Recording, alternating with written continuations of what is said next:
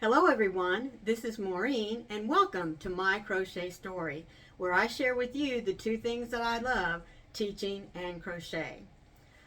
I just wanted to pop in and tell you a little story about something that I witnessed today. Now, some of you already know that I was on my way to Charleston, West Virginia from Ohio, where my husband is working on a project. We were going over there to a bookstore because I'm looking for some amigurumi books and I don't want to wait for them to be shipped to me. So I thought that this bookstore, Books A Million, would have them. When we pulled up into the parking lot, what should be right beside the bookstore but a Michael's? That's a story that I'll share with you later. So we go into Books A Million and guess what, guys? They had an itty bitty section for crocheting and knitting and not one amigurumi book. I was a little bit disappointed, but that's okay because like I said, right next door was Michael's.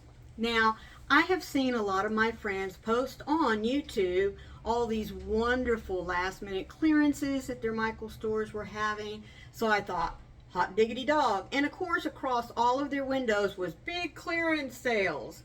So I walk in, go back to where the yarns are, and nothing.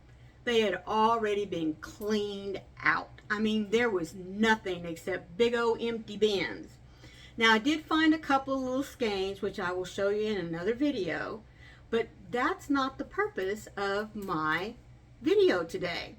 So, what I wanted to share with you is something that happened when I let my grandson go into Best Buy. Yes, Best Buy was in the same, what would you call it, complex area, the outside mall, strip malls, there you go. So I let him go in and I parked, because I figured he's only going to be in there for about 10 minutes because he was only going to look at a couple of things.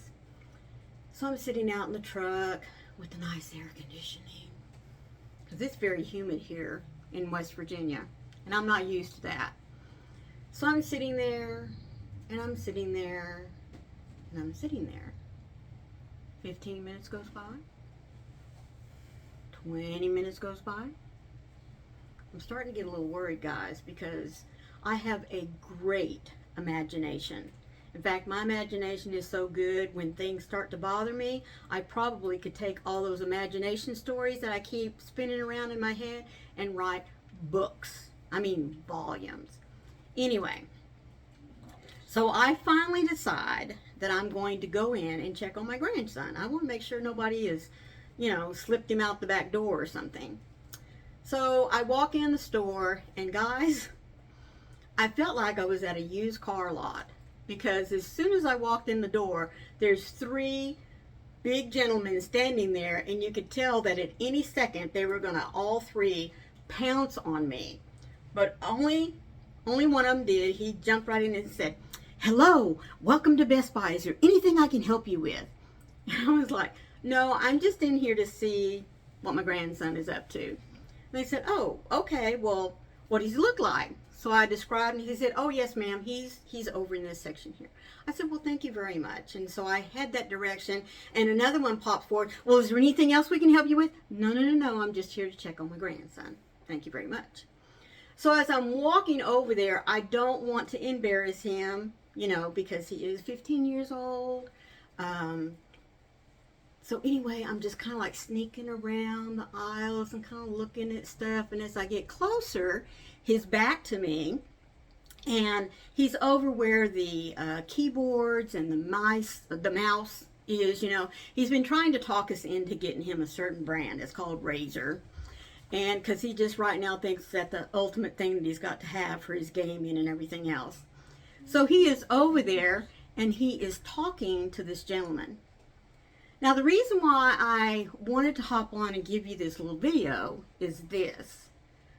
I stood there and I listened to my grandson converse with this young man. And it blew my mind that what the two of them were talking about was, number one, way above my level because, you know, me and technology, we don't get along. But the conversation they were having, it was mind-blowing for me to step back and look at him. And I mean, I know that he's been interested in all this gaming stuff, you know, all the things that he can do with his Xbox and his Switch and even on his phone. But to stand there behind him and listen to him talk to this gentleman about not only the difference between the mice and what they can do for your gaming or the keyboards, they talked about other things about, I'm going to mess it up, some kind of speeds, you know, stuff like that. And I was truly amazed. I mean, I really was. His vocabulary, number one, it just astounded me with the words that he was using.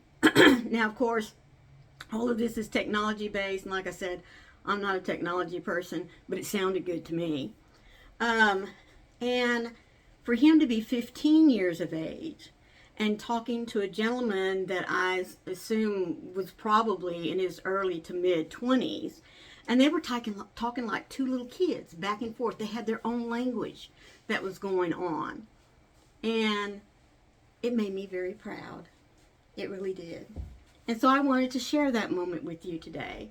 That, I mean, I'm still kind of, guys, I still have goosebumps just sitting here telling you the story about it because, you know, sometimes we look at our kids and we truly want them to stay little and cuddly and young forever, but that's not how God intended. He intended all of us to experience things and to grow up and to be contributing members of society. And I guess there for just a moment, I got to see what he is becoming, the intelligence that he has, and the intelligence that he could share and give, take from somebody else. So for me, it was really a cool moment. And I just wanted to share it with all of you. So thank you for letting me jump in. If you like this little video, please hit the like button. If you're not a subscriber to my channel, it's not always about me bragging about my grandkids. I do crochet. I'll have tutorials that'll be starting next week for the Basic Stitch series, for your moving on up, and then a little bit later on in the month, I'll be sharing with you my first own pattern that I wish to share with the Yarny community. So as always, be safe, be kind to one another, and remember to be the light for someone out there in the darkness today, because you never know, it might be your light that they need. Bye.